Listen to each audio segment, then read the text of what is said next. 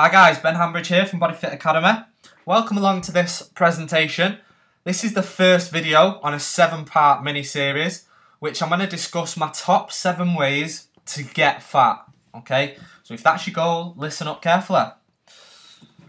So tip number 1 that I've got for you today in this video is to train at a low intensity. Okay, so if you're looking to get fat, if you're looking to put on weight, make sure all your training is low intensity.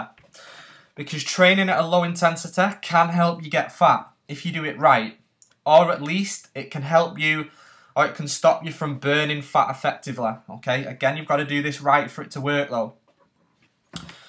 So firstly, I'm going to give you a couple of examples of some low intensity training, just so you can get a bit of an idea on what type of stuff you can be doing. So number 1 is a cross trainer.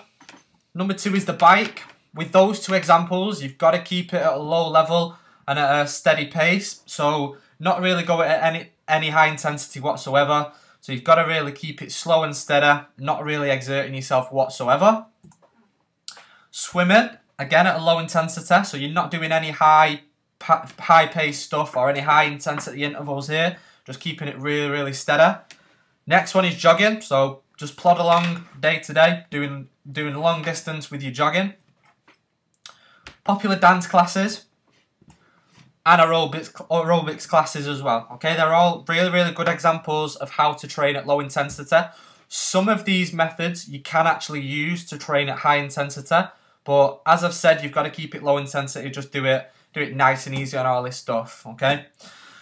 Now you might be wondering, why stick to low intensity? Okay.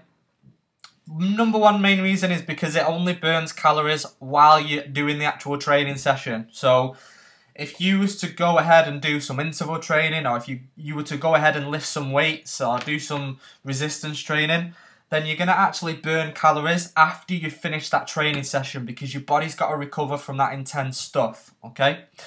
Now, if you keep it low intensity, your body doesn't really have to recover, or for long anyway.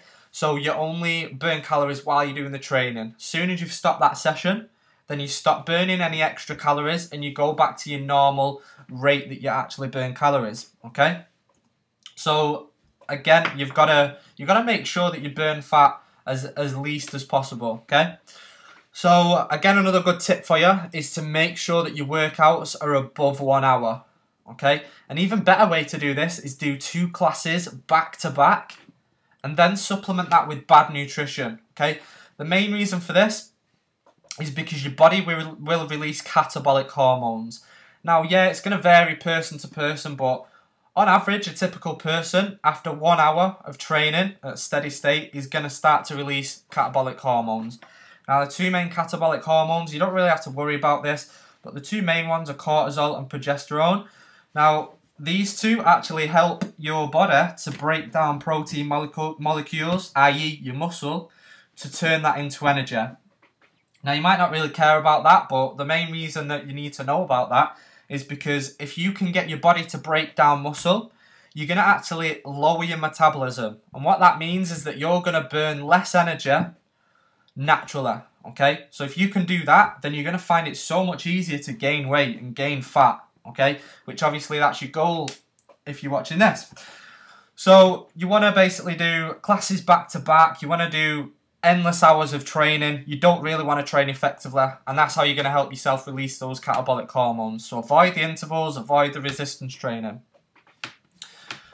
You might be asking the question, well, if I want to get fat, then surely I should just not train at all, and that would help me more. Okay, well, not necessarily, because if you do it right and you do exactly what I've just said, then doing the actual training will actually help you get fat more than not training will, if that makes sense, okay?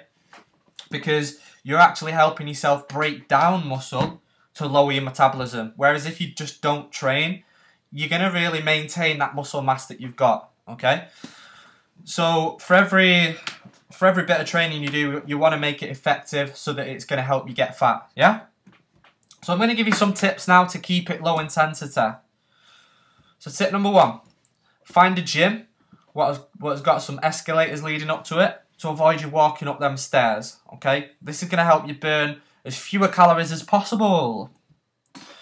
Tip number 2, if you need to walk your dog and that's that's something that you obviously have to do if you've got a dog. Then make sure you get a long lead, get in your car, get your dog running alongside the car, just so you don't have to go out personally walking your dog, or get somebody else to do it for you, yeah? Just so you avoid expending them extra calories, okay?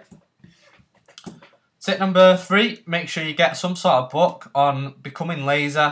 So this is a really good one, a really good read, Mr. Lazy's Guide to Fitness. So make sure you get onto that, make sure you read that. Not sure if you can get that on Kindle or not. Last one is, if you're going to go to the gym and do the cross-trainer stuff that I've already mentioned and on the bike, then make sure you keep it low intensity, as I've mentioned before. Make sure you get a magazine to read as well, because this is going to make sure that you keep it low intensity. If you start working too hard at a point where you cannot really effectively read and concentrate, then you're working too hard. You want to keep it low intensity, and you want to keep it within that fat burning zone on the bike, okay? Because that's one of the best ways that you can actually help yourself gain fat, okay? So I hope that's made sense, and that's going to help you effectively gain weight and get fat. So start implementing that stuff today, and then keep your eyes peeled for video number 2 coming soon.